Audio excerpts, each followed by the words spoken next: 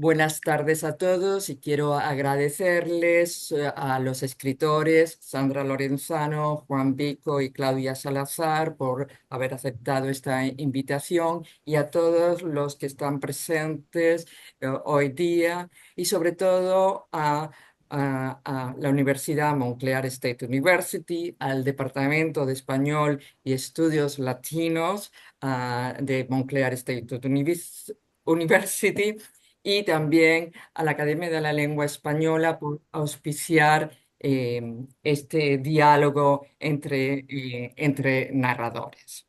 Voy a empezar leyendo unas notas vías de los escritores para que conozcan un poco su trabajo. Eh, Primero voy a leer la nota vía de Sandra Lorenzano, que nació en Argentina y vive en México desde 1976. Es narradora, poeta y ensayista. Colabora regularmente en diversos medios de comunicación de México, España y América Latina, tanto en prensa escrita como en radio y televisión. En 2024 debutó como actriz en la película Sujo de Astrid Rondero y Fernanda Valadez, que recibió, entre otros, el Gran Premio del Jurado del Festival de Cine de Sundance y fue seleccionado por México para los premios Oscar. Sus textos literarios y ensayísticos están incluidos en decenas de publicaciones del país y extranjero. Entre sus libros se encuentran los poemarios Vestigios, Herencias y Abismos, quise decir, Premio Nacional de Poesía Clemencia 2023, así como las novelas Saudades, Fuga en Mi menor, La estirpe del silencio y El día que no fue. Su publicación más reciente es Herida Fecunda, 15 Premio Málaga de Ensayos, Páginas de Espuma 2024. Actualmente se desempeña como directora de la nueva sede de la UNAM en Cuba. Me vas a tener que hablar un poco sobre la experiencia como actriz, porque esa no te la conocía. O Claudia Salazar Jiménez, escritora y profesora universitaria y gestora cultural peruana. Estudió literatura en la Universidad Nacional Mayor de San Marcos y es doctora en literatura latinoamericana por la Universidad de Nueva York. Profesora de literatura y escritura creativa en la Universidad Politécnica del Estado de California. Ha editado antologías como Voces para Lilith, Escribir en Nueva York y Pachacuti feminista. Su primera novela, La sangre de la aurora, fue galardonada en 2014 con el premio Las Américas de narrativa hispanoamericana. También publicó la colección de cuentos Coordenadas temporales, así como la novela histórica juvenil 1814, año de la independencia. Más recientemente ha publicado Migrar y otras artes, escritos fuera de lugar, un texto híbrido sobre su experiencia migratoria. Su obra ha sido traducido al inglés, francés, portugués, polaco, árabe, alemán, italiano y noruego. Actualmente trabaja y vive entre Los Ángeles y la ciudad de Nueva York. Y por último, Juan Vico, Baladona, Cataluña, España, 1975, ha publicado las novelas Obo, El teatro de la luz, Los bosques inventados y El animal más triste. Es también autor de varios poemarios, del libro de relatos El claustro rojo y del ensayo sobre cine La fábrica de espectros. Su libro más reciente es la novela Los regresos, que se fue publicada en Galaxia Gutenberg 224. Estupendo, gracias. Ok, lo primero que me interesa es que los tres, en particular Juan Vico y Sandra, lo hacen sobre personajes muy específicos. Toman personajes reales, ¿no? Juan Vico acaba del poeta italiano Dino, la vida de Dino, y Sandra toma la de la actriz, que lo acababa de decir, ¿cómo se llamaba la actriz? Rita. Igual. Exacto, y hacen novelas. Y Claudia no toma un personaje, porque los personajes son ficticios, pero toman un hecho real y lo llevan a la ficción. Y quisiera preguntar sobre eso. ¿Cómo, unís, cómo en vuestras novelas dialogan algo tan real como la vida de estos personajes o un hecho histórico tan conocido y la ficción. ¿Cómo hacéis dialogar ficción y realidad en vuestras novelas?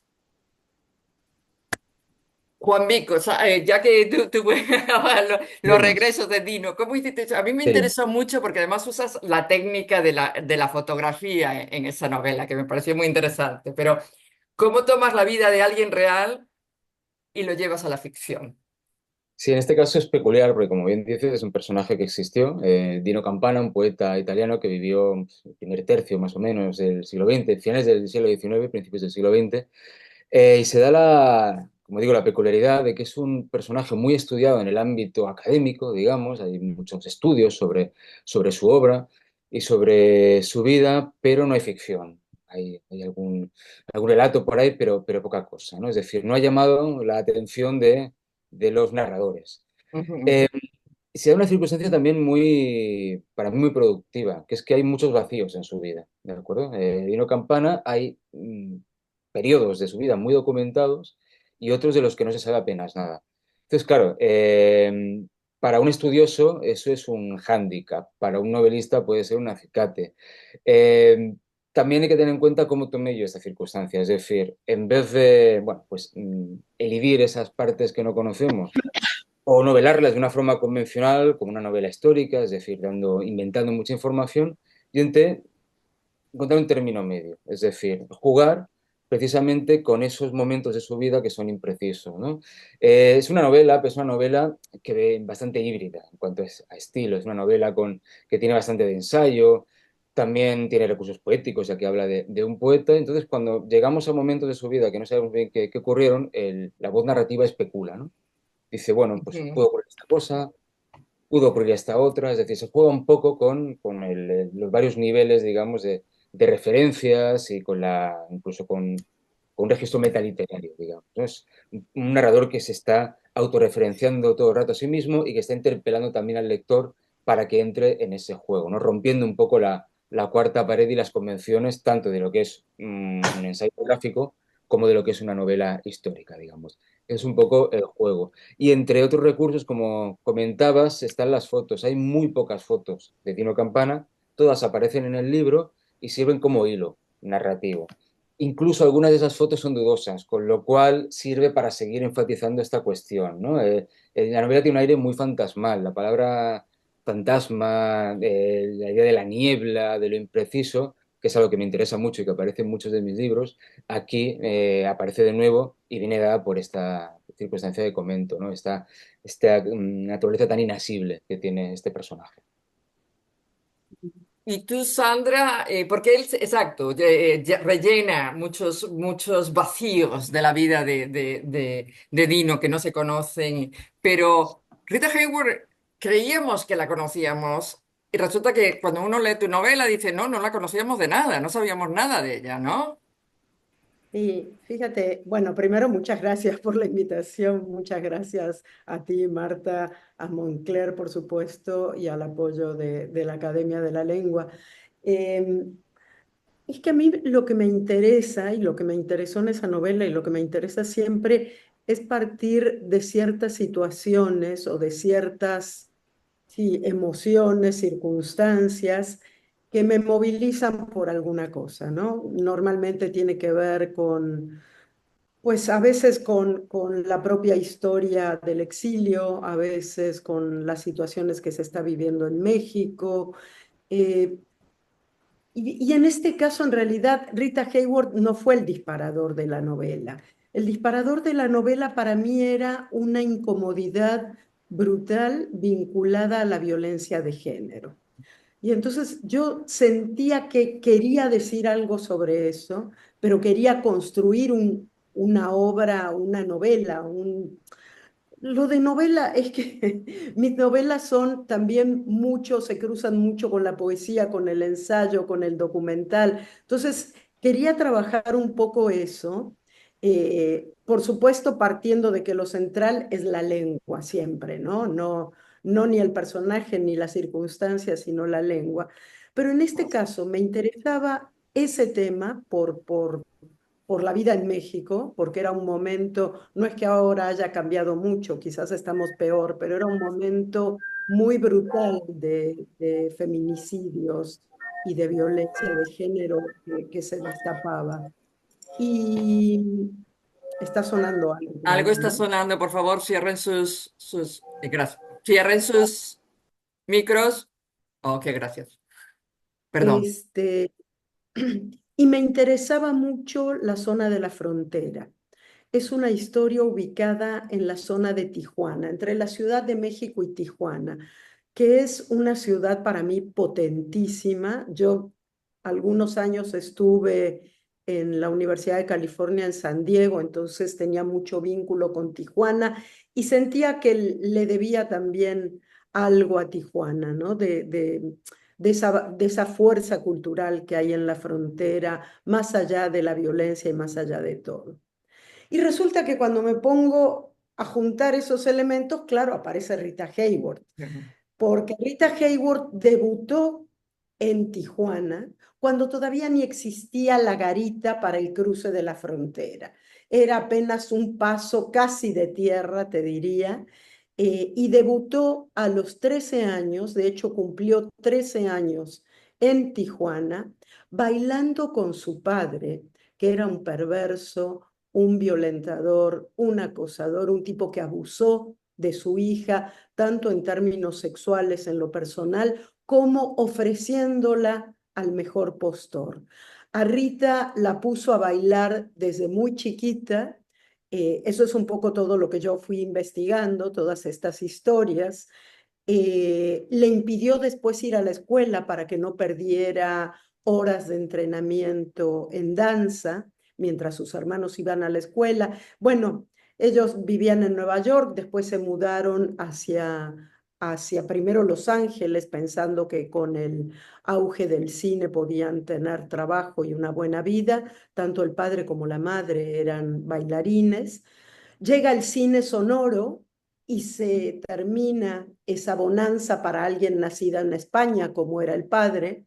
No podía hablar bien inglés y por lo tanto no tenía lugar en ese momento en el cine. Y se van a vivir a San Diego y especialmente al sur de San Diego, pegado a la frontera, Chula Vista. Y ahí es donde empieza esta historia más terrible de Rita, que es primero el abuso del padre, luego cómo la va vendiendo ciertas noches desde Tijuana. En ese momento Tijuana era el lugar de mayor atracción para la gente de Hollywood, los grandes directores, los grandes productores, actores y actrices, llegaban en avión directamente de Los Ángeles a Tijuana y siempre había alguien que estaba interesado en pasar la noche con esa niña. En fin, yo retomo a Rita y un poco voy cruzando elementos de la historia con una historia que no tiene que ver con Rita, pero sí con Tijuana, de dos niñas, dos jovencitas que llegan engañadas a México por un cura francés cuando quedan huérfanas. En fin, hay una historia que tiene que ver, quizás es como la más con argumento más fuerte de mis novelas, porque además hay un cruce con la Iglesia Católica como cómplice de la prostitución de las jóvenes. Hay mucho trabajo histórico detrás de esta novela. Leí muchísimo sobre la historia de la migración, la historia de la prostitución en el norte de México y por supuesto la historia de Rita Hayworth. Y con eso construye una novela que permite no solo conocer la historia de Rita Hayworth, sino que permite que varias voces de mujeres se crucen en el relato, varias voces de mujeres que de una manera tangencial, oblicua, diríamos, como siguiendo el concepto de la crítica feminista de mirada oblicua, de una manera oblicua hablan de la violencia. Y en el medio se cruza una historia policial. Y creo que esa historia policial es la que va dando unidad a todo lo demás. Y siempre me quedó como aquí en el corazón el dolor por la vida de Rita, porque era una mujer que se la consideraba en su momento la sex symbol absoluta, la bomba de sensualidad. De hecho, a una bomba en la Segunda Guerra le pusieron su nombre y ella estaba furiosa porque Ujú. en realidad era una mujer que sufrió mucho. Y cierro con esto simplemente para contar que pareciera que el azar no existe, sino que casi es destino de pronto. Yo acababa de, la novela anterior cierra con un personaje que camina por una playa del sur, una playa de la Patagonia Argentina. Y me encuentro contada la siguiente historia, la relato brevemente y cierro.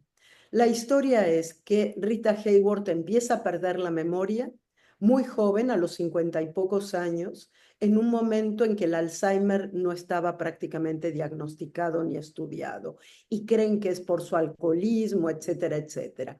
Y alguien en Hollywood le dice, hay un solo lugar donde el aire frío que viene del mar, lo cuento tal cual lo cuenta Orson Welles, ¿eh? Yo no inventé nada en eso.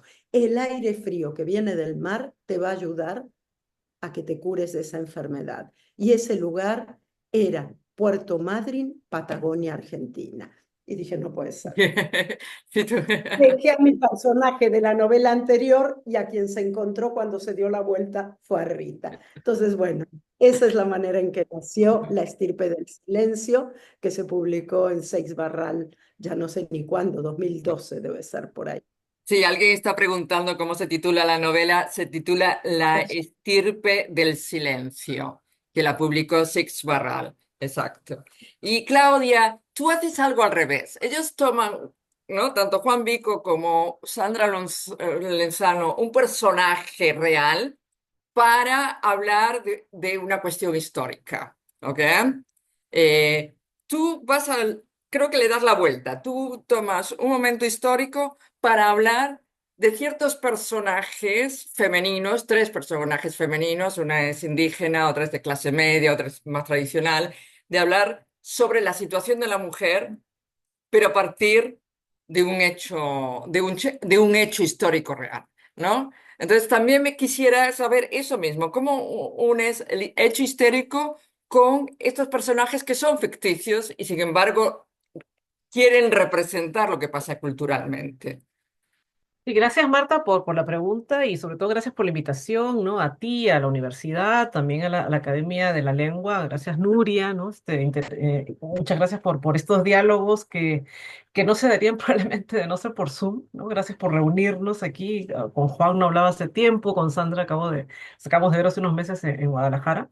Me interesa esta relación que planteas, ¿no? Que es muy rica y muy productiva entre historia y ficción, que es siempre, creo yo, una especie de viaje de ida y vuelta, ¿no? En el caso de La sangre de la aurora, me interesa porque hay gente que le llama novela histórica y yo digo, no, o sea, son novelas secas, ¿no? No estoy recreando una historia. Si algo hace La sangre de la aurora con este momento de la historia peruana, ¿no? Que es justamente los años del terrorismo, los años del Sendero Luminoso, ¿no? Entre los 80 y los 90, intenta justamente aunque suene un poco fuerte como lo voy a decir, intenta de cierto modo estallar, hacer estallar la historia oficial, ¿no? Va por ahí esta relación que planteo entre ficción e historia con la novela La sangre de la aurora, ¿no? Como bien dice, son tres personajes mujeres que justamente un poco la idea de pensarlas, ¿no? De crearlas, tiene que ver con esta noción justamente de pensar una historia oficial, pero desde el margen, ¿no? O sea, salirse de este discurso tan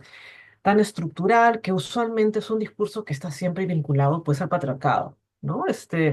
Cuando publico la novela en 2013, me tomó bastante tiempo escribirla, porque además estaba haciendo también la tesis doctoral, ¿no? Se me juntaron las dos cosas al mismo tiempo.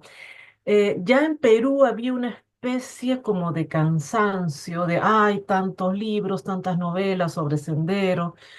Esa idea, ¿no? Siempre mentirosa, esa idea de que ya se dijo todo lo que hay que decir, ¿no? Que en general, justamente yo creo que la literatura lo que hace, la ficción sobre todo lo que hace es, no, no, no, hay siempre otra manera de decir lo que parece que ya está dicho, ¿no? Y en este caso específico había esta noción de cierto cansancio, ¿no? Ya se dijo todo. Pero claro, lo que noté es que ya se dijo todo desde un punto de vista que siempre el terrorista, ¿no? El policía, el militar, y siempre el hecho de ver la mujer como víctima, ¿no? Así que un poco pensar, mi pregunta era, cómo estallar, dinamitar esta historia oficial desde la ficción, ¿no? ¿Qué historias nos han contado? Y claro, las historias que quedan siempre obviadas, ¿no? En la historia, no solamente en la historia peruana, pero en toda la historia mundial, son siempre las historias de las mujeres, ¿no? Yo creo que desde ahí esa mirada de pensar lo femenino como margen, justamente me parece a mí una entrada tremenda y fabulosa para la ficción, ¿no? Yo era niña cuando pasó todo esto, así que tenía, digamos, el recuerdos, ¿no? Pero me interesaba y acá fue donde justamente quise pensar en estas mujeres como un rescate de voces, ¿no? Me fui directamente a los archivos, ¿no? Cuando esta época termina, en el 92 hay una comisión de la verdad en el año 2001, si no me equivoco, y ellos lo que hacen es ir a los Andes, ¿no? Justamente a ver estas mujeres, muchas de ellas violentadas por Sendero Luminoso y por el ejército peruano, así que había doble victimización en estos casos, y recolectaron muchos testimonios, ¿no? Lo que yo hice fue ir al archivo donde están estos testimonios, ¿no? Esta búsqueda del archivo, ¿no? Que también es problemática y problematizante, ¿no? Pero me interesó directamente pensar qué había pasado, ¿no? Con estas mujeres que habían que habían sufrido violencia sexual, ¿no? Quería pensarlo, quería pensar justamente porque parte de este proceso de ficción tenía que ver con esta relación tan fuerte entre sexualidad y poder, ¿no? Y el Ujú. uso del cuerpo de la mujer como un campo de batalla. Entonces, quería ver no tantos casos, digamos, no me interesaba este uso del testimonio en la ficción, ¿no? Que también hay un problema ético ahí Ujú. importante, es lo que habría que pensar, y me parece que es un problema ahorita en un tema muy específico, algo que está pasando en España, ¿no? Que ese es otro asunto que sería interesante pensarlo también. Pero estaba esta ética que pensaba, ¿no? ¿Cómo hablar de estas víctimas justamente? Y al mismo tiempo mantener ese respeto a la víctima y no revictimizarla en la Ujú. ficción, ¿no? Me interesaba por eso justamente escuchar directamente esas voces en los testimonios, ¿no? Entonces, digamos que ese paso de ficción, perdón, de testimonio histórico a cómo se vuelven, ¿no? Una, digamos, un modo posible de la ficción, tuvo que ver probablemente con esta cuestión de la escucha, ¿no? Que yo creo que como narradores también que estamos siempre, digamos, bebiendo de lo que sucede en lo real, hay que saber escuchar también, ¿no? Y esta escucha tiene que ver también con cómo hacemos ese vínculo entre historia y ficción, ¿no? Que en el caso de La sangre de la aurora lo que hice, bueno, fue pues un trabajo también serio con el lenguaje, ¿no? Esto me parece que lo mencionó Sandra, también Juan, de cierto modo. El trabajo de la ficción es un trabajo de lenguaje, ¿no?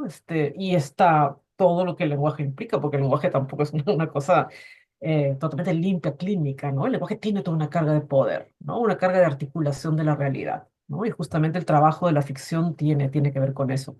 Así que un poco mi noción fue cómo también, al mismo tiempo que se intentaba destruir estas narrativas oficiales, había también que destruir ese lenguaje que las estaba creando y perpetuando, ¿no? El lenguaje también crea poder, el lenguaje crea violencia, ¿no? Y justamente esta manera, digamos, el hecho de tener una sintaxis, ¿no? Una sintaxis tan organizada, lineal y oficial, no era para mí la manera de contar estas historias de violencia, ¿no? Habría que también hacer estallar ese lenguaje, ¿no? Por eso Ujú. hay un compromiso estético, ¿no? También a la hora de hacer esta vinculación entre violencia, historia y ficción. Así que es una novela estallada, digámoslo así, ¿no? Una novela que está justamente estallando el lenguaje mismo, estallando estas historias, porque justamente busca, y aquí creo que fue como una intención, sí, directa, ¿no? Creo que a veces hay que decirlo también como intención autorial, que a veces obviamente nos distanciamos de lo que creamos, y la novela hace su recorrido, pero sí tuve, digamos, directamente la intención de que el lector en cierto punto se quedara en esa historia, ¿no? Me interesaba que la ficción como que atrajera al lector, ¿no? Porque si estás leyendo hechos de violencia, hechos de dolor, que destrozaron la vida de miles de personas, o sea, ¿cómo es posible que simplemente pases la página? ¿No? Yo creo que justamente había que pensar en un lenguaje que hiciera que el lector se quedara también, ¿no? No uso la palabra empatizar, que también es un poco problemática en un punto, pero sí que el lector de cierto modo compartiera eso que estaba sucediendo, ¿no? Que no fuera un simple pasar la página y ya, ¿no? Que pasara la página y que hiciese esto y le hiciera regresar, ¿no? Ese fue un poco mi modo, digamos, hacer una especie de intervención estallida entre historia y ficción. Y sí, ¿no? Los tres, por eso me interesaba tanto, porque los tres desde diferentes lugares tocáis lo que se podría llamar realidad, y eso también cuestiona la realidad, ¿no? Si desde la ficción se toman personajes reales, entre comillas, y hechos reales, ¿en dónde queda la realidad y en dónde queda la ficción? Es muy problemático en las tres novelas, ¿no? Y eso me interesó mucho en las tres novelas, ¿no? Que nunca se sabe, ok, ¿esto es ficción o esto realmente pasó? Y eso tanto en la novela de Juan Vico, cuando estoy leyendo la verdad que quise ir a Google y ver, bueno, ¿realmente pasó eso o eso era, o fue parte de la ficción? Después me hace preguntar hasta qué punto. Y claro, hay muchos vacíos en la vida de Dino que tú rellenas, pero otras cosas sí son muy reales. Así que la pregunta que les voy a hacer a los tres es... Fue muy difícil hacer investigación, porque quiero decirle a mis estudiantes, y siempre se lo enfatizo, que las novelas implican mucha investigación. Muchos estudiantes creen que uno se sienta delante de la computadora y empieza a escribir, y ya está, todo le sale así. Y no, muchas veces implica una gran cantidad de investigación para poder hacer ficción, porque sí nos alimentamos de lo que pasa en lo que se llama la realidad. Entonces, Juan, quisiera saber cómo tú investigaste cuando hay tantos vacíos, ¿no? La vida de Dino. Hay muchos vacíos biográficos, como decía, pero también hay mucha información sobre Dino Campana. Hay un montón de estudios, sobre todo en el ámbito italiano, evidentemente, pero bueno, no solo en Italia. Es un autor muy importante para la modernidad poética en Europa, es decir, en el cambio, ¿no? de las líneas poéticas del siglo XIX al siglo XX. Además, es un autor muy peculiar porque es muy antiguo y muy moderno al mismo tiempo, ¿no?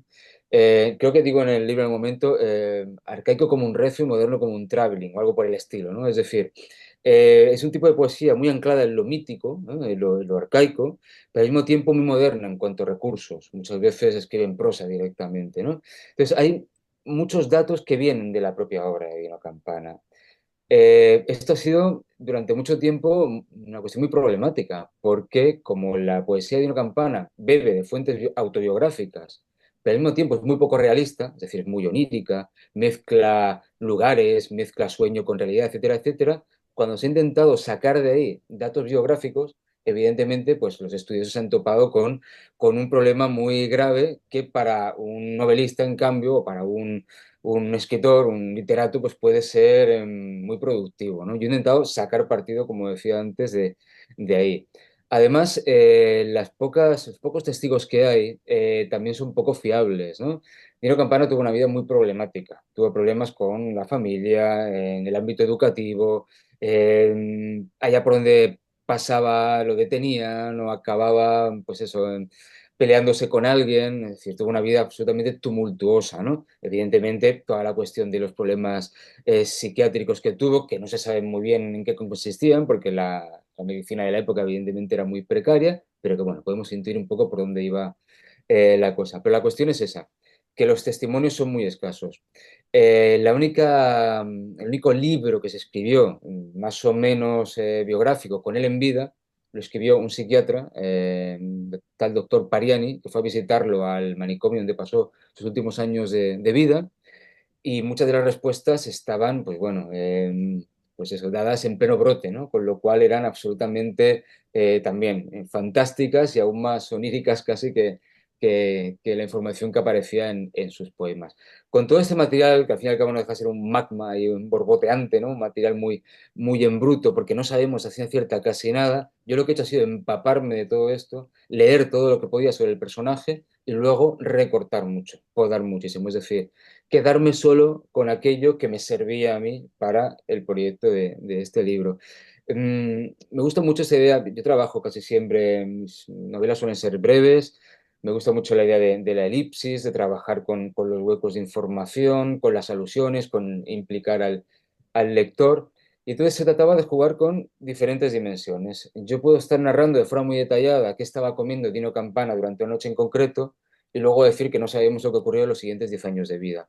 Este tipo de descompensación, por decirlo así, permite entrar también en un juego bastante irónico, ¿no? O Ujú. relativamente, pues eso, ¿no? Como decir, lo que estoy contando es muy serio, y la novela, evidentemente, trata a Dino Campana con respeto y con cariño también, pero al mismo tiempo hay como ese aire un poco juguetón todo el rato, ¿no? Decía el lector, bueno, al fin y al cabo, narrar no deja de ser esto también, ¿no? Un juego serio, pero un juego al fin y al cabo. Mm. Y otra, esto ya dirigido tanto a Sandra como a Claudia. eh, Vuestros dos últimos libros tratan sobre migrar, exiliar. Y eso ya es lo que un poco, porque mezcláis, lo leí, mezcláis lo que podría ser crónica, ensayo, novela, en dónde está lo real y en dónde está la ficción, vuelve a ser muy difícil. Eh, lo- ¿Hasta qué punto vosotros creéis en esto de la autoficción? Ahora se habla mucho de la autoficción, ¿no? ¿Y hasta qué punto vuestros dos últimos libros podrían clasificarse como autoficción? ¿Qué os parece? ¿Claudia? ¿O Sandra? Ok, ¿Qué te parece? Ay, mira, yo soy tan enemiga de las etiquetas de todo tipo que no sé. eh, Herida Fecunda, que así se llama el libro último, ganó el premio Málaga de ensayo.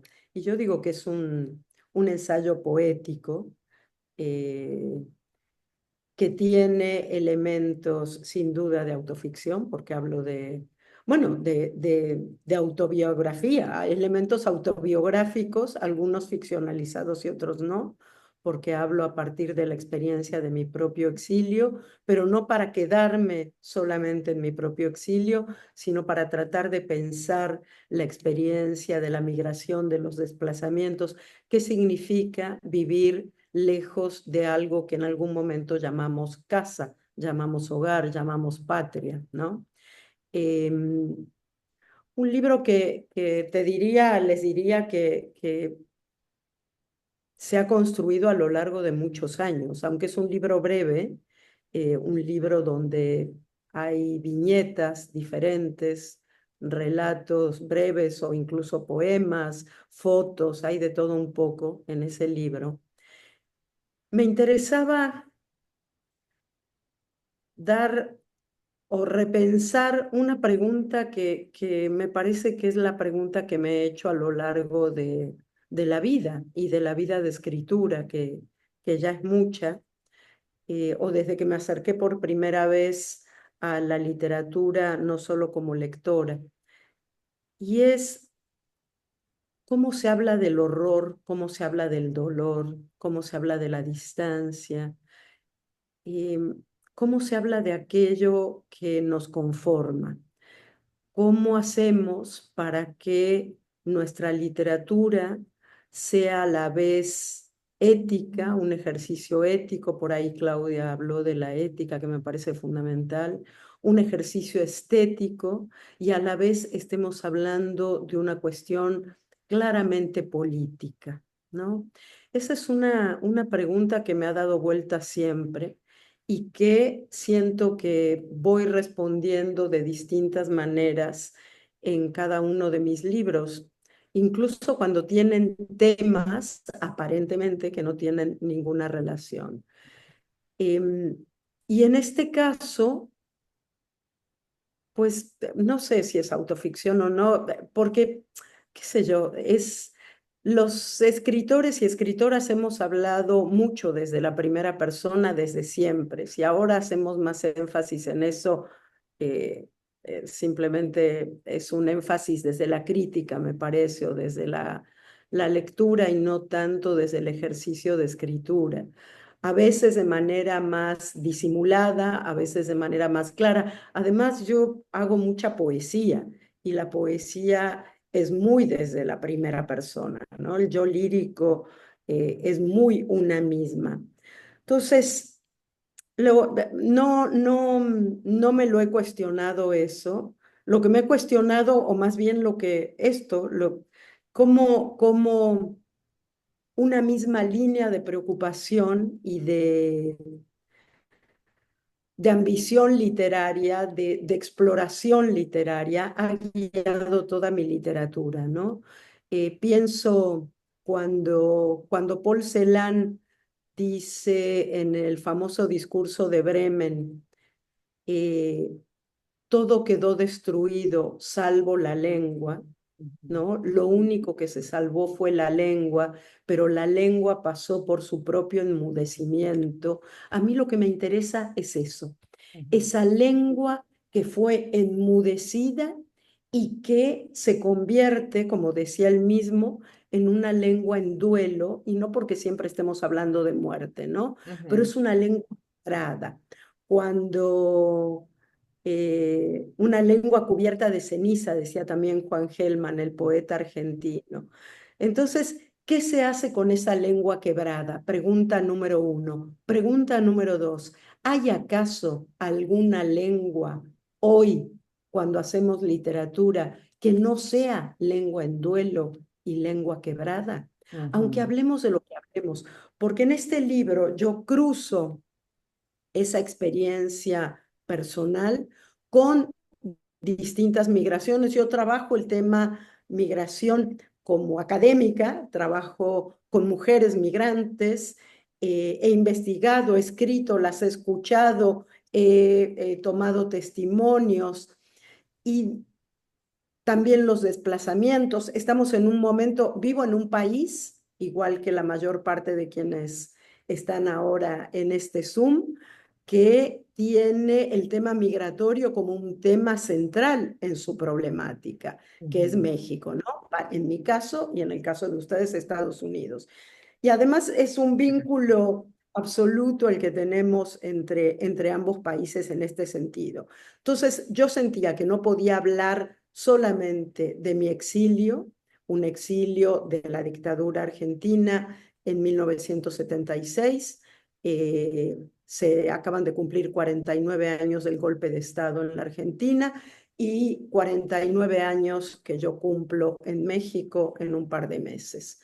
Ujú. Eh, no podía hablar solo de mi exilio, sino pensar esta experiencia del exilio también vinculada a las migraciones, especialmente a las mujeres migrantes. Ese es un fenómeno muy interesante porque en los últimos años cada vez más son las mujeres las que migran. El porcentaje ya es mayor de mujeres que de hombres, de mujeres solas, es decir, no de mujeres como acompañantes, Ujú, de mujeres como de familia, los desplazamientos y todo eso atravesado por lo literario, ¿no? Atravesado por una palabra, eso, una palabra quebrada, y al mismo tiempo con la certeza de que hay cosas que nos salvan del horror en esa misma palabra. Y aquí recupero mucho a Cristina Peri Rossi, que es una autora que me gusta mucho, y ya que Juan está en Barcelona, pues nada, tiene mucho que ver con la vida de ella en Barcelona, con su vida de exiliada. Y ella dice una frase que es maravillosa y que te saca de esa cosa de dolor y es genial, que es: de todas las catástrofes, incluida la del exilio, nos salva la libido, dice ella. Entonces yo digo, y con esto cierro la idea para escuchar a Claudia también, eh, digo que tengo dos talismanes en la vida que me salvan de hundirme en esa lengua quebrada. Una es la poesía, Eso está siempre presente en mi vida como lectora de poesía y escribiendo poesía. Y la segunda es la relación con la persona amada, el erotismo, la libido, como la llama Cristina. Eso, esa sensación de que hay una piel, un cuerpo, que es un tema que me importa mucho, el cuerpo, todo esto de lo que estoy hablando, es atravesado, atraviesa el cuerpo y atraviesa los cuerpos, es atravesado por los cuerpos. Hay alguien que hace así, tú apoyas la cabeza y te dice, no te preocupes, todo va a estar bien, y hay un redescubrimiento de una misma y de la otra persona gracias a la piel, a la sexualidad y al erotismo. Y todo eso se junta en herida fecunda, porque finalmente se trata de hacer de la herida del exilio algo fecundo, como decía Clarice Lispector, de quien tomo la idea. No sé si contesté, pero Gracias. un poco le di la vuelta. Claudia, y tú, inmigrar y otras artes, que por cierto, había partes que yo me identificaba totalmente. Cuando entras al supermercado y estás como perdida por las cosas que ves, ¿no? Yo cuando primero llegué aquí, la primera vez entré en un supermercado y vi cosas y ¿qué es eso? ¿No? Cosas, pero la experiencia cotidiana, ¿no? De emigrar, que Sí, te gracias, choque gracias por la tanto. Eso es pregunta. lo que Yo me tenía, gustaba de tu sí, sí, libro. pensaba un poco en lo que, bueno, la pregunta inicial que habías hecho de, no es autoficción, así de plano, ¿no? No es autoficción, ok. No es autoficción, pero no es un libro de ficción solamente, ¿no? Lo que intenté hacer con el libro sí es algo que no he hecho antes, ¿no? A mí me interesa mucho explorar, no repetirme, ¿no? Por mí el trabajo literario tiene que ver con la narrativa, ¿no? Explorar modos de la narrativa, ¿no? La sangre de la aurora fue una novela, ¿no? La ficción está ahí. Luego tengo un libro de cuentos, ¿no? Que es Coordenadas Temporales. Y Ujú, sí tengo una que le llamo la novelita juvenil histórica, ¿no? Que ujú, novela histórica y con este libro quería hacer algo distinto, ¿no? Que era justamente entrar a este terreno de la escritura del yo, ¿no? Que ujú. tenía que ver con una cuestión, con varias cuestiones, pero en el fondo, ¿no? Siempre este empuje un poco político de pensar, ¿no? ¿Qué significa escribir un libro desde una experiencia personal de migración en los Estados Unidos? ¿No? Como una mujer latinx, una mujer queer, además ponerse, digamos, en un libro, en un espacio donde, a ver, lo publiqué el año pasado, el libro, no estaba Biden todavía como presidente, pero ya se intuía la posibilidad Ujú, de que Trump volviera, ¿no? Así que yo creo que fue una movida, aunque aparentemente es un libro muy de la cotidianidad, ¿no? Muy del día a día, una experiencia muy íntima en un punto, ¿no?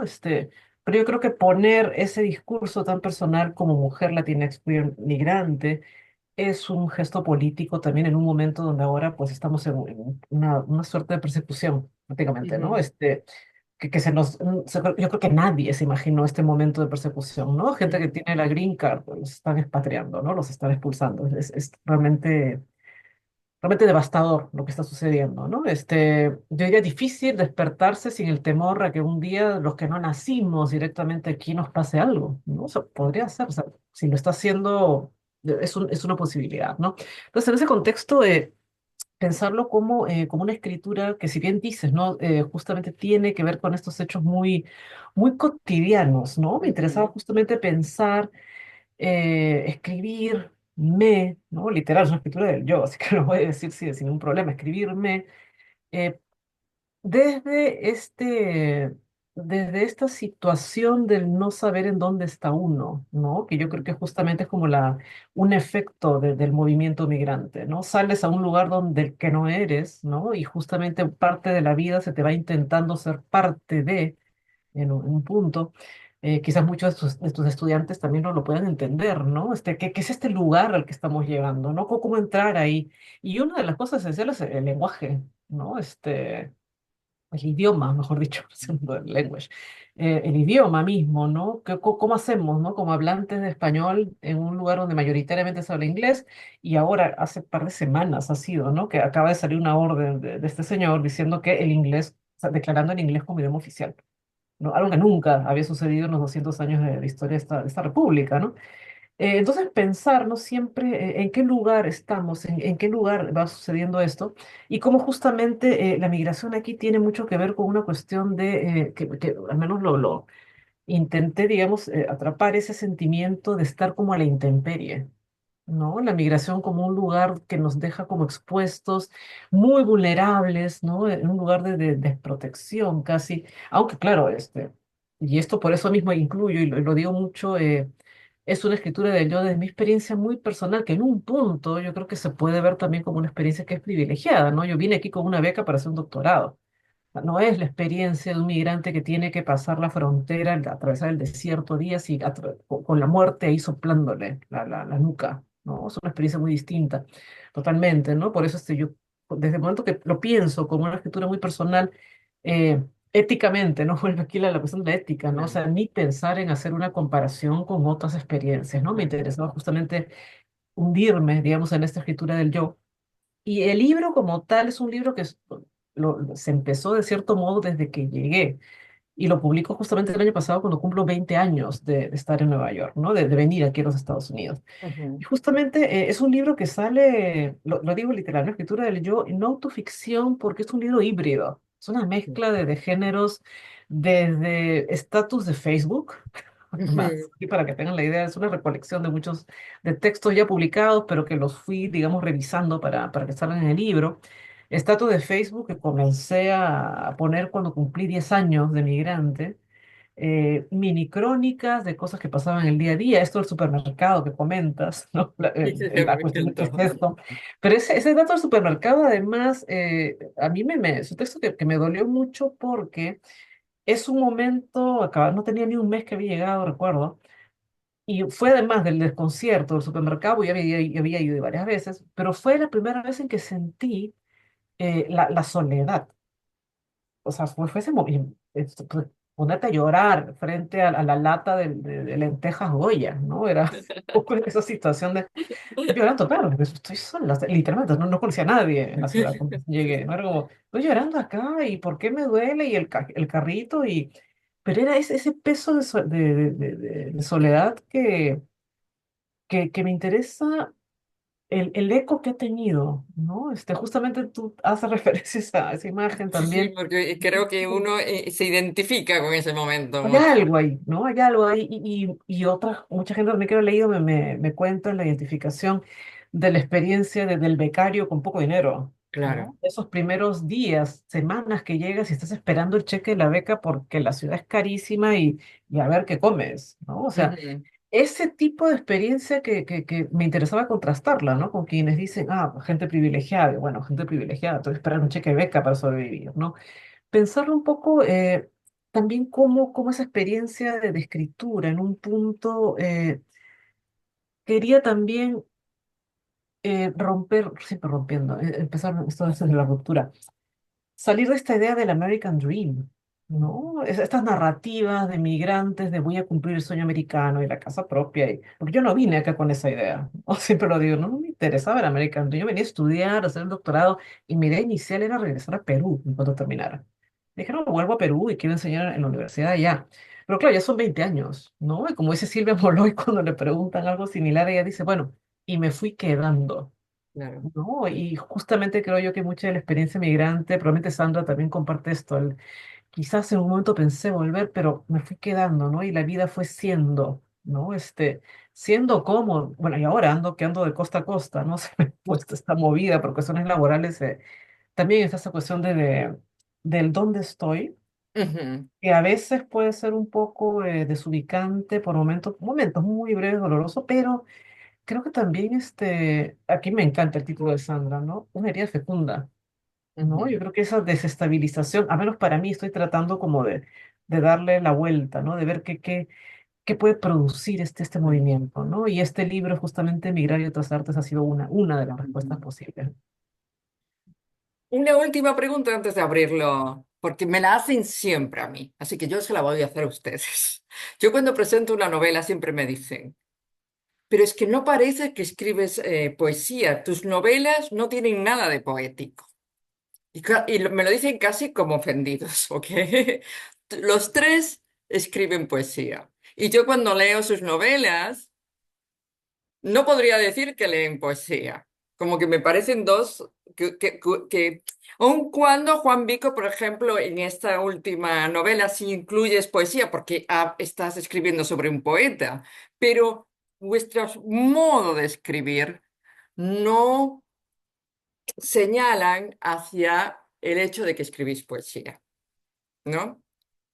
Porque me parece que la gente tiene como un estereotipo del poeta que escribe novelas. Y no entráis, vosotros tampoco. Igual que yo, también me lo dicen, no parece. ¿Lo hacéis muy a propósito? ¿Os sale? ¿Hacéis esto es un género novelista, entonces voy a dejar la poesía todo a un lado? ¿O simplemente es algo natural para vosotros? ¿Hacéis poesía por un lado? ¿Lo hacéis y no lo pensáis? Juan empieza ya que hablaron ellas antes, pero tienes que... Esa. Sí, hay varias cuestiones ahí en realidad. Primero la etiqueta de novela de poeta, un poco lo que tú dices, que como todas las etiquetas es bastante boba y que suele tener connotaciones negativas normalmente, ¿no? Exacto. Novela de poeta, pues mira, este poeta o esta poeta que se ha decidido escribir una novela y seguro que se le ven las costuras poéticas, ¿no? Eh, Luego está la cuestión de en qué momento puedes utilizar recursos poéticos, ¿no?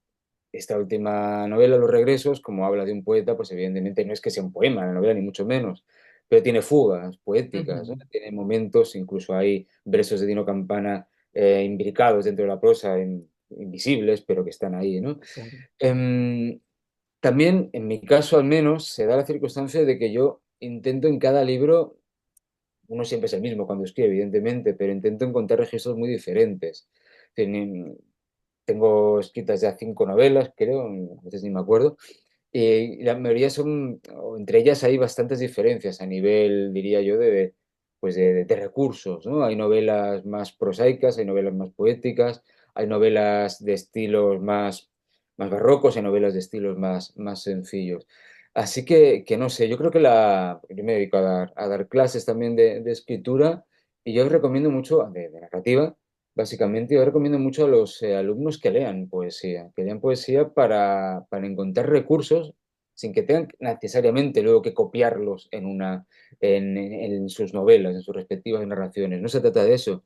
Se trata de educar la lengua, el oído. Se trata de encontrar formas no tan literales de decir las cosas. Cuidado, también es verdad que hay prosistas muy poéticos y poetas muy prosaicos. Es decir, es un debate muy relativo, ¿no? Hay novelas que las estás leyendo y dices, bueno, esto es poesía pura a pesar de que me están contando una historia a nivel, ya digo, de densidad Ujú. lingüística y de autoconciencia estilística. Y hay poetas pues, que tienen un aire pues, buscadamente muy documental o eso, ¿no? Muy prosaico, muy conciso.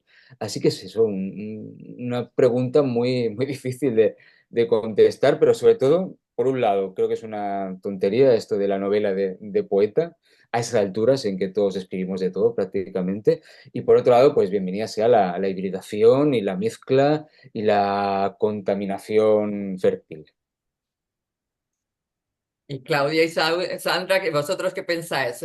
¿Separáis los dos géneros a propósito? ¿No los unís? ¿Qué hacéis? Sandra. Yo, si esto en lugar de ser una charla aquí fuera una conversación en Facebook, abajo de lo que dijo Juan, yo pondría por dos o en WhatsApp.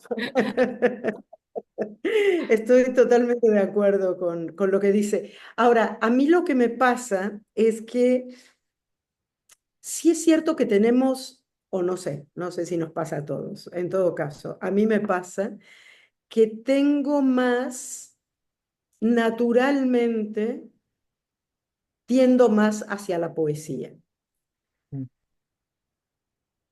Pero eso no quiere decir nada.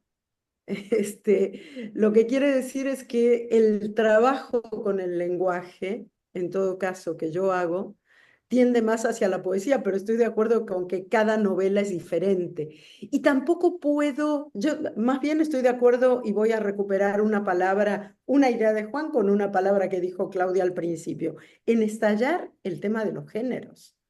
Porque en realidad el tema de los géneros básicamente para mí, para lo que sirve es para que los libreros o los editores lo puedan poner en Ujú, determinados estados, ¿no? Me parece que, y también para ciertas categorías que establecemos los propios escritores, ¿no? Entonces es así como si te invitan o no te invitan a una lectura de poesía porque te consideran, porque como si acabas de publicar una novela o a la inversa, eh, pero por lo menos mi relación con el lenguaje no es por géneros. ujú, Surge más bien de la idea de lo que estoy escribiendo o de lo que quiero escribir en ese momento y aparece el modo en que va a ser escrito. ujú, No hay un a priori. Sí puedo decir de pronto, a ver, quiero escribir, tengo muchas ganas de escribir una historia de esta manera y entonces la construyo, pero no es algo que se dé naturalmente. ujú, Lo que se da es ese híbrido y que cada vez me gusta más también los libros que son, leer eso, ese ujú, tipo de literatura es la que más me gusta leer también, aunque de pronto, por supuesto, me voy a la playa y quiero una policial, no sé, o sea, no son excluyentes ujú, tampoco, ¿no? Pero me gusta mucho leer ese tipo de libros que juntan, pues lo que a mí me gusta, un poco de ujú, ensayo, un poco de poesía, relato. eh, Me parece, me seduce, es ese lenguaje ujú. que no se parece en nada o se parece muy poco a la lengua cotidiana, me seduce en la literatura. Y eso es más poético que narrativo, digámoslo de cierta manera, Ujú. pero tampoco creo que sea tan así. Entonces no te contesté nada, Marta, perdón. Este, también me parece una tontería y también pongo por dos en lo de novela de poeta. Ujú, Y después el pobre novelista que se le ocurre un poema genial, nadie lo va a leer porque al final el tipo es un novelista. ujú, No, es verdad. rompamos, Bueno, Juan quitemos José Saer pasos. es el gran, ¿no? El gran ejemplo de eso. Juan José Saer, que es un novelista enorme, ¿no? Lees El Entenado y lo lees y es pura poesía y es una novela maravillosa. El hombre no pudo publicar nada de poesía hasta que murió y después de morir le sale toda la poesía que es maravillosa de él. Pues nada, no pudo porque era novelista. Así que es muy loco eso, por eso lo digo, ¿no? Claudia, ¿y tú qué te parece? Yo voy a lo de Juan por tres. Ah, ok. Vamos a ir aumentando cosas. Sí, yo que sí, mi relación con la poesía, para mí la poesía es la música. Ujú, O sea, la poesía es el ritmo. La entiendo así, ¿no? Obviamente, más allá de la cuestión del lenguaje, para mí la poesía es ritmo. Y yo creo que la narrativa siempre debe tener un ritmo. Yo, al menos, a mí me cuesta comenzar a escribir si no encuentro ese ritmo, si no encuentro ese tono. O sea, no sé bien por dónde va, ¿no? Sí, aunque oficialmente no he publicado poesía, sí quiero contar algunas experiencias que he tenido con lo poético, entendido en lo más, más clásico del género, ¿no? Con La ujú, sangre de la aurora me ha pasado.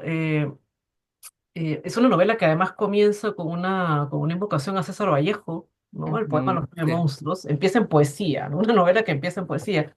Y varias gente, una persona en particular me llamó poeta de closet después de haber leído la novela, ¿no? O sea, me encantó, yo lo tomé como un halago, ¿no? O sea, Ujú. porque encontraron justamente ese ritmo de lo poético, además de lo metafórico y el lenguaje, ¿no? Vamos a pensar un poco por ahí. Mucha gente al comentario, ¿no? De una novela que tiene que ver con lo poético, y yo, sí, ¿no? Porque está el ritmo, están las metáforas, todo lo que entendemos como poético. Me pasó que después, un par de años después de la novela, me invitaron a ¿cómo esto? Un recital de poesía, ¿no? Y está, Ujú, pero ¿por qué? ¿No? Me dijeron, no, es que esa novela, ese lenguaje. Y yo, ok, si lo dicen los lectores, yo las etiquetas las mando a donde fuera, ¿no? Si el lector escucha poesía en mi narrativa, para mí es un halago, ¿no? ujú, Es un halago. Cuando doy clases de escritura creativa, y esto también lo hago algo muy similar a lo que hace Juan, y en eso sí soy muy insistente, ¿no? Yo creo que un buen narrador también es un buen lector de poesía. ¿no? Yo creo que un buen narrador tiene que leer poesía, yo insisto mucho en eso, ¿no? Ujú, Incluso comienzo mis clases con este poema de Chantal Maillard, ¿no? El poema Escribir, un poema súper súper largo, donde justamente creo yo está esta sinfonía, diría yo, ¿no? Entre lo que se entiende como propiamente poético y una narrativa, ¿no? Me ujú, interesa eso. Eh, y en este último libro hay textos que sí son deliberadamente poéticos también, ujú. ¿no? Así que yo eso, insisto, ¿no? Juan por tres, Sandra por tres también, esto de que no, no, más allá de la cuestión de romper los géneros, que sí, ¿no? Yo creo que todo género es siempre una disciplina, ¿no? Ujú, Lo cual para un creador es siempre difícil ver cómo lidiar con esto. Yo sí creo que la poesía es el sustrato de todo género literario, ¿no? ujú, Pero desde el entendimiento de lo poético, como esa música y tono de fondo, ¿no? Va ujú. por ahí, creo, Bueno, ahora abrimos a preguntas del público. ¿Hay alguien que puede levantar la mano? ¿Quién quiere hacer alguna pregunta? Bueno, Nuria. Gracias, Marta. Bueno, quería empezar diciendo gracias, ¿no? Por esta charla, este diálogo tan interesante y tenía, no, realmente inspirador, ¿no? Del tipo de eventos que ensanchan, ¿verdad? Que van ensanchando los caminos, ¿no? Y tenía varias preguntas, pero ya las han contestado. Ya las han contestado, pero hay una sí que me gustaría lanzar para los tres. ¿Hay alguna escena o personaje que hayan escrito y luego hayan pensado, de dónde salió esto? Como si el texto les hubiera ganado la mano, ¿no? ¿Les ha pasado alguna vez? No sé, estaba por curiosidad. Yo voy, te contesto yo, Nuria. Muchas gracias por la pregunta y muchas gracias por los comentarios. Me pasa todo el tiempo. Todo el tiempo digo, ¿y esto de dónde salió? ¿De dónde sale esa idea? ¿De dónde sale esa frase? ¿De dónde sale ese personaje? Como si hubiera algo que hablara a través de nosotros, a través de mí, que no necesariamente soy yo, ¿no? Y ahí también yo creo que tiene que ver con el juego de la poesía, con lo que pasa desde el inconsciente y el habla y lo que sale, eh, que no necesariamente, claro, cuando haces una novela muy estructurada, eso hay que controlarlo, pero de pronto sí aparecen personajes o los personajes hacen cosas que tampoco te imaginas que van a hacer, ¿no? Y dices, ¿y a este tipo por qué? O por qué lo llama así, o por qué actúa de tal manera. Pero hay algo de, pues de aquel sustrato que traemos que tiene que ver con la historia de la lengua, que tiene que ver con nuestro propio inconsciente, con lo que hemos leído y resuena en nosotros, por lo menos en mi caso, aparece permanentemente. Aparece permanentemente y digo, ¿y esto?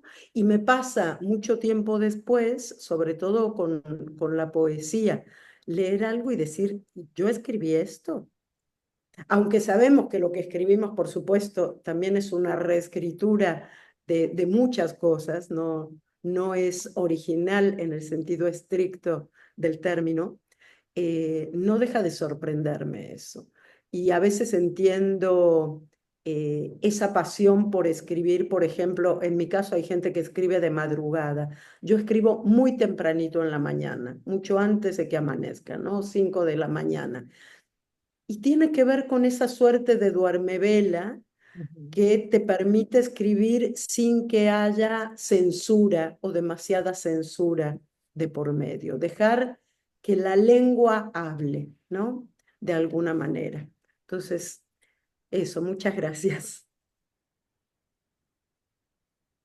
Gracias, muy interesante. Y bueno, me gustaría saber la opinión también de Claudia y de Juan. Sí, no sé, Juan, ¿quieres tú antes? Sigo. Ok, está bien. Un poco para romper el orden, no estamos en eso. Sí, me ha pasado varias veces y a pesar de que yo tengo como ese lado muy racional, muy estructurado a la hora de escribir también, disfruto mucho este momento, esos momentos en que el inconsciente se va, ¿no? Y son esas voces que no sé, a veces yo creo, sí creo, pienso, ¿no? La imagen de una como escritora, como una especie de esa vasija, ¿no? Que está como recibiendo esas cosas otras. Me pasó una que sí recuerdo mucho porque fue muy, como muy contraria a lo que yo quería hacer con un personaje. Es un cuento que se llama Ciberproletaria y el personaje es una robota, una robota mujer, es una inteligencia artificial que muy alucinada que quiere controlar la reproducción humana, ¿no? Así que es un tema que, uno de los temas que me interesa, ¿no? Otra vez la cuestión de reproducción, poder, ¿no? Y terminó siendo un personaje que yo odiaba. O sea, muy pocas veces he odiado algo en mi vida. Este personaje lo detesté, pero era tremendo, ¿no? Y era odiarla y decía, sí, sí, qué odiosa que eres, te detesto, pero el cuento como que tenía que seguir y yo quería seguir el cuento. Y era ese momento en que ese personaje se iba y lo detestaba y quería como acabarlo, pero ese otro lado que decía, qué bien que está esta monstrua, ¿no? Era un robot monstruo, ¿no? Pero que y a veces me dejaba pensando, ¿no? ¿Qué partes de mí están en eso? Y yo decía, no, no es mío. No había algo que decía, no era mío, pero al mismo tiempo es lo que me hace pensar la noción de la vasija, ¿no? Pensaba yo, ¿qué partes del inconsciente, ¿no? Y qué partes de ese tejido de lo histórico humano se van yendo dentro de lo que uno tiene y que aparecen de cierto modo en la escritura también, ¿no?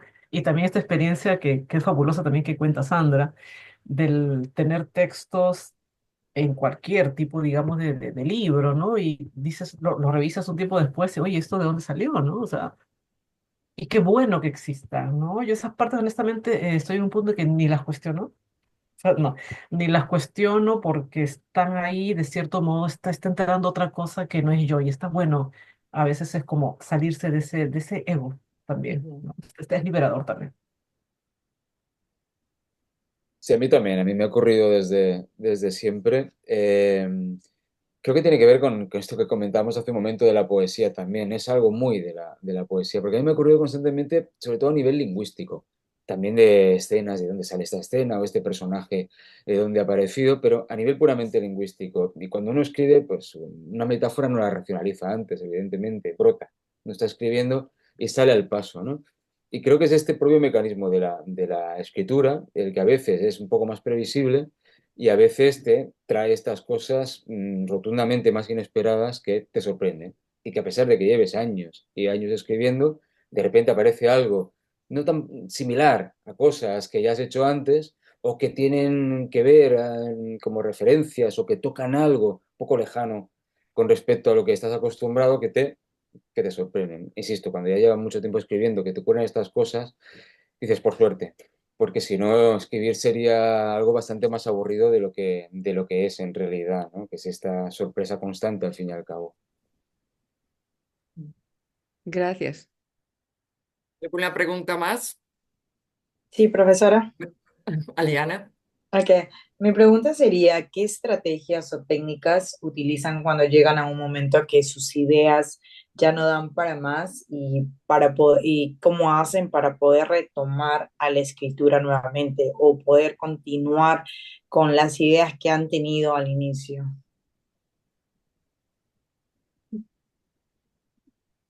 Juan, empieza tú. A ver, que Bueno, no está nada cualquiera. fácil. Las difíciles.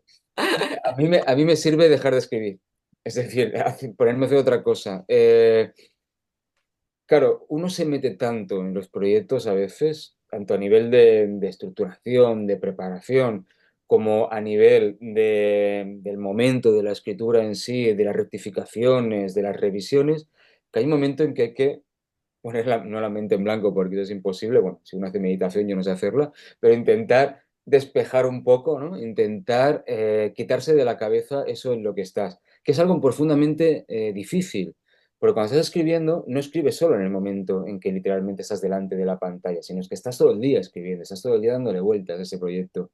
Intentar hacer cualquier otra cosa o intentar incluso ponerse con un proyecto distinto, sea literario o no, a mí me ayuda mucho, porque hay algo ahí natural, diría yo, casi fisiológico, que hace que veas las cosas luego con otra perspectiva y acaben encontrando que no es evidentemente un remedio siempre eficaz, pero ayuda a que se recoloquen un poco las piezas, por decirlo así, y como mínimo encuentres nuevas posibilidades.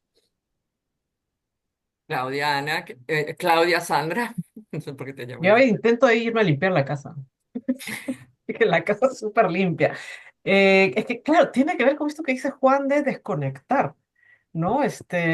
Y a mí me pasa que mientras hago otras cosas, también estás pensando en el proyecto, ¿no? Pero sí intento, si llego a ese punto como, digamos, de no, no diría sentir que no da más, ¿no? Porque la mirada es un poco radical, esto de no da más. Yo creo que todo siempre puede seguir dando, ¿no? Hay una fecundidad ahí, aquí con el eco de Sandra, ¿no? Una fecundidad ahí que puede dar, eh, pero probablemente esa fecundidad siga dando no sentada en el escritorio, ¿no? Ujú. Sino fuera, ¿no? Por eso irme a limpiar para mí es una de las cosas como que más, más prácticas, o en todo caso, si tengo el tiempo, salir de la casa también. ¿No? Está bueno salir del espacio como tal, ¿no? Buscar, un poco, porque lo pienso como una cuestión de prolongar la mirada también, ¿no? Porque justamente se da de que no está dando más porque quizás la mirada misma está como, eh, Ujú. cómo ponerlo? Un poco como enmarcada, ¿no? Así que un poco intentar salir de ese marco, hacer otra cosa, desconectar, ¿no? Va por ahí. Sandra. Yo voy a invitar a Claudia a limpiar la casa. No, esa parte no coincido, no. No, sí lo de cortar, evidentemente hay que dejar de darle vueltas de manera consciente, porque ese dar vueltas queda en el inconsciente, nos queda rondando. Y a mí lo que me hace mejor, pero me hace mejor en la vida, cuando estoy atorada en algo de escritura y cuando no, también, es salir a caminar. A mí esa es una de las cosas que más feliz me hace y que más me reconecta conmigo misma a partir de la conexión con el afuera, ¿no? Es curioso. Pero necesito eso, que es al mismo tiempo esto, abrir la mirada que decía Claudia, pero también moverse, porque a veces se nos olvida que estamos sentados durante 5, 6, 7, no sé cuántas horas. Ujú. Claro. Normalmente nuestra vida es estar sentados. Y yo necesito eso, que el cuerpo reaccione, que vuelva a ver esa dinámica de movimiento, reconectarme yo con yo misma, con mi cuerpo. Eh, y también depende. A veces hay cuestiones muy puntuales que te tienen trabada, ¿no? A ver, yo quería, por ejemplo, en el caso de Rita Hayworth, en una de las historias, que es la historia de las dos hermanitas que son traídas engañadas a México por un cura francés y para prostituirlas, en un momento yo necesitaba saber si había alguna forma de controlar el dolor de estas chicas jóvenes que son abusadas sexualmente o que son prostituidas. Y entonces también viene la parte de investigación y la parte de investigación destapa otras cosas, ¿no? Ujú. O ponerte a leer algo que no tenga nada que ver.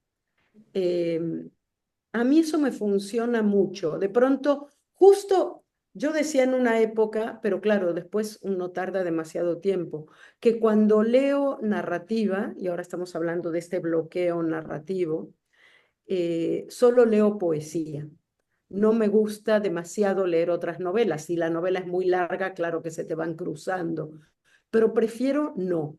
Prefiero que sea el puro lenguaje, que es el puro juego poético, el que me ayude a destrabar la narrativa, salvo que sea esto, algo muy puntual. Sí, había inyecciones, se las daban los médicos, estaban preparados, las chicas tenían, o los padrotes, los médicos de cabecera para que no denunciaran, etcétera. Pero si no, volver a la poesía. Si es de noche, por ejemplo, y no puedo salir a caminar por X razón, en La Habana porque está oscura, o en México porque puede ser peligroso, o etcétera, eh, la poesía o la música, ¿sabes? Es otra de las formas en que a mí me estimula el proceso creativo, aunque quizás no destrabe eso necesariamente, pero sí destraba la escritura, ¿no? Por eso hay que ver si lo que se traba es algo puntual o es de pronto la historia toda. Y ahí hay que dejarla guardada un rato, pensar en otra cosa, dedicarse a otra cosa, a veces incluso escribir otro libro y después retomar esa historia que no fluía y de pronto, si es la historia que está esperando ser contada por ti, va a fluir. Muy bien. María José, creo que tú tenías una pregunta. sé si hay tiempo, pero tengo una curiosidad siempre con los títulos de las novelas, ¿no? Y escuchando a Sandra con lo de Rita Hayworth y la estirpe del silencio, me preguntaba, o sea, ¿cuál es la conexión o por qué decidiste ponerle ese título? Pero en realidad es una pregunta para los tres, ¿no? Para Juan y para Claudia.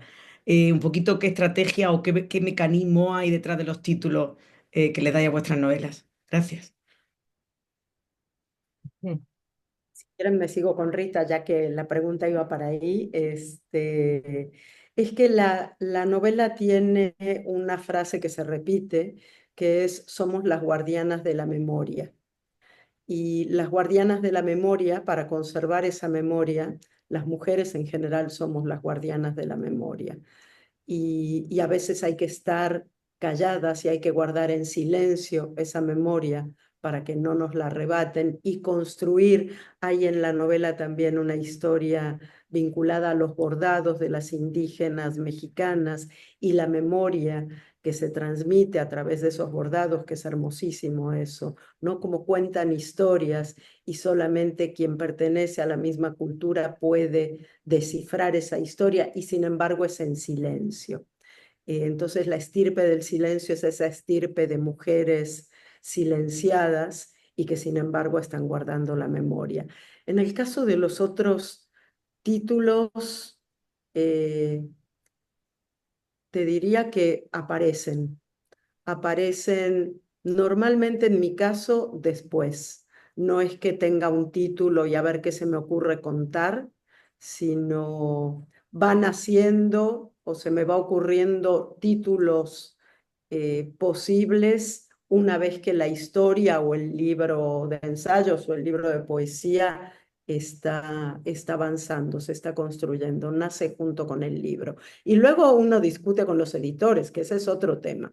A ti te puede gustar un título y a los editores no. Entonces ahí aparece algo complicado, pero no me ha pasado demasiado, pero alguna vez he tenido que pelear un título, sí. Juan. En mi caso es al contrario, suelo tener el título bastante claro casi siempre. Esto va por autores y a veces por proyectos, diría yo. Alguna vez quizá me ha costado más que otras, pero en general, casi siempre desde el principio del que empezó a escribir, incluso a pensar en el proyecto, lo he tenido bastante claro.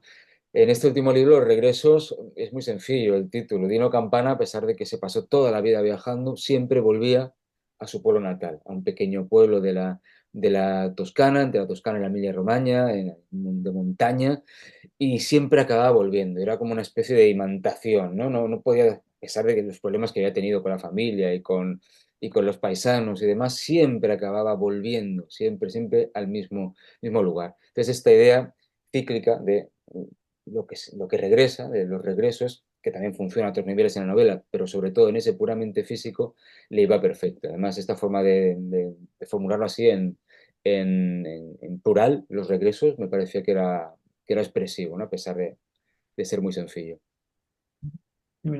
Claudia. Para mí los títulos usualmente es lo que más me cuesta.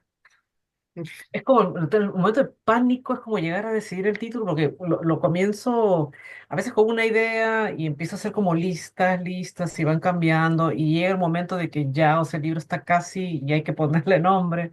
Me cuesta mucho, lo consulto con varias personas y por ahí va surgiendo, ¿no? Con La sangre de la aurora creo que intentamos como, no, como 20 nombres antes, había pensado ponerlo en quechua, después dije, no.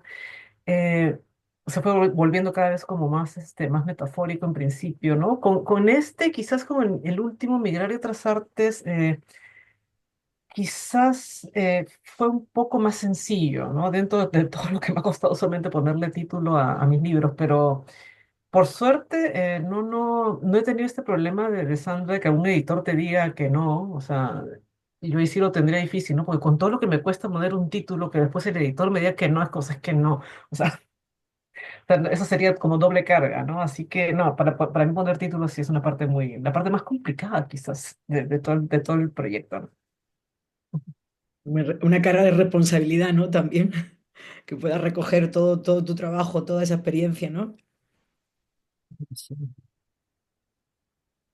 ¿Alguna pregunta más? Luego piensas un título y crees que es el título y encuentras que hay 3 libros más que se han publicado que tienen el mismo título. Sí, ese es un problema.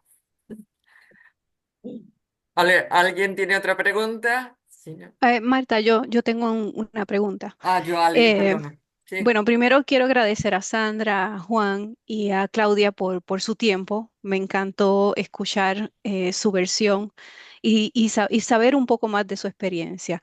Eh, creo que, creo que es una pregunta muy general. Eh, ¿Qué consejo le pueden dar a nuestros estudiantes para comenzar a escribir? Y obviamente también me aplico. A veces yo tengo pues unas ideas, ¿no? Pero nunca me siento a escribir. Nunca me siento. O sea, ¿qué consejo eh, le puede dar a a nuestros estudiantes? Tal vez tienen buenas ideas, pero ¿cómo comenzar? Yo creo que es la parte más difícil.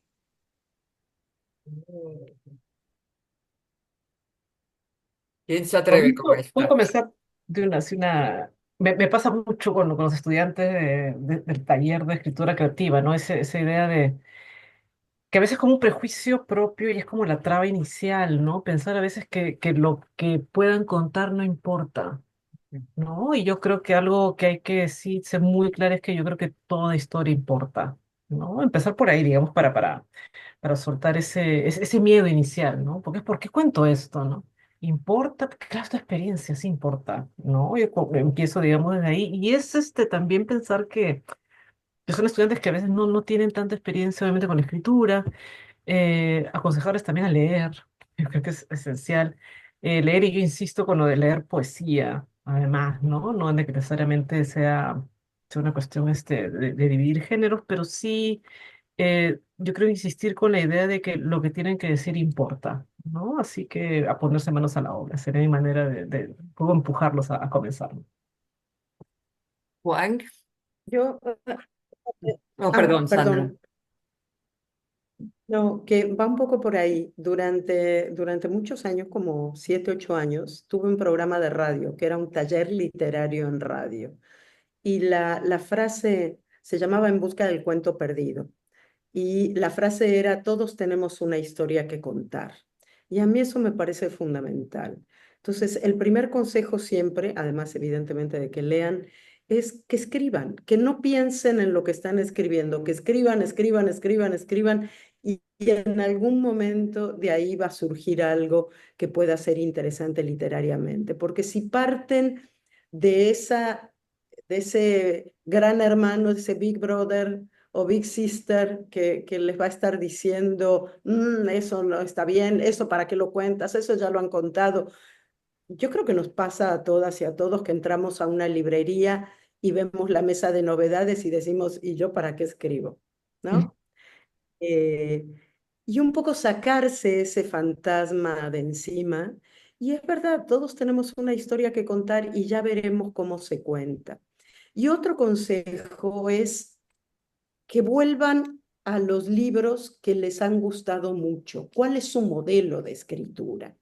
Porque no está mal eso, para recordar que la escritura se hace de muchas formas, que hay muchas maneras de escribir, que hay muchas estructuras narrativas y vale la pena no quedarse nada más con eso que surge así, ¿no? A veces sí, a veces no.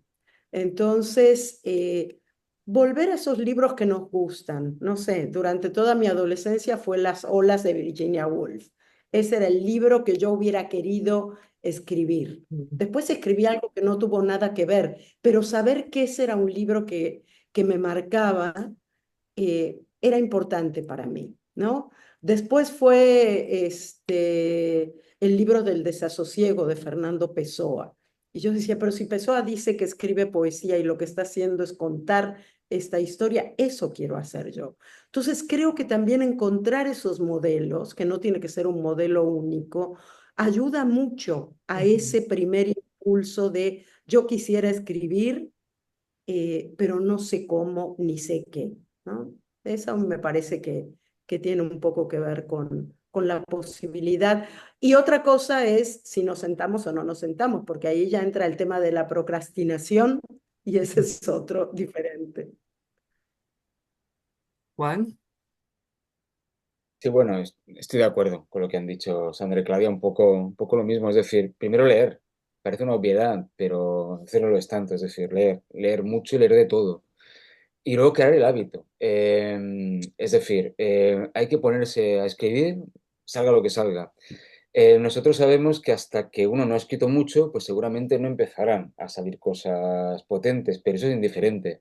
Lo importante es empezar a escribir. Sí que encontrar un equilibrio entre esto que decía Claudia, de cualquier cosa que digas va a tener elementos positivos, va a ser importante, pero al mismo tiempo convertir eso en algo que no sea ocasional, que no sea simplemente, pues un día escribo algo, lo único que se me ocurre y no vuelvo a hacerlo nunca más, no. Trata de incentivar para que eso vaya repitiendo y a la medida que se repita y vaya creándose ese hábito, yo creo que la escritura, si la persona de verdad le gusta escribir, va a fluir. Es decir, cada vez van a encontrarse pequeñas cositas que va a hacer que esa persona se estimule. También puede ayudar el leerse mutuamente, el confrontar escritos, aunque esto puede ser también a veces un poco peligroso porque hay gente que bueno, sobre todo chavales, ¿no? Sobre todo gente muy joven que se puede sentir un poco cuestionada si se le critica lo que está escribiendo. Pero sobre todo, insisto, mucha práctica, mucho hábito. Yo creo que el hábito es lo que hace que al final la gente se enganche a a la escritura. No son fórmulas fáciles, no son fórmulas mágicas,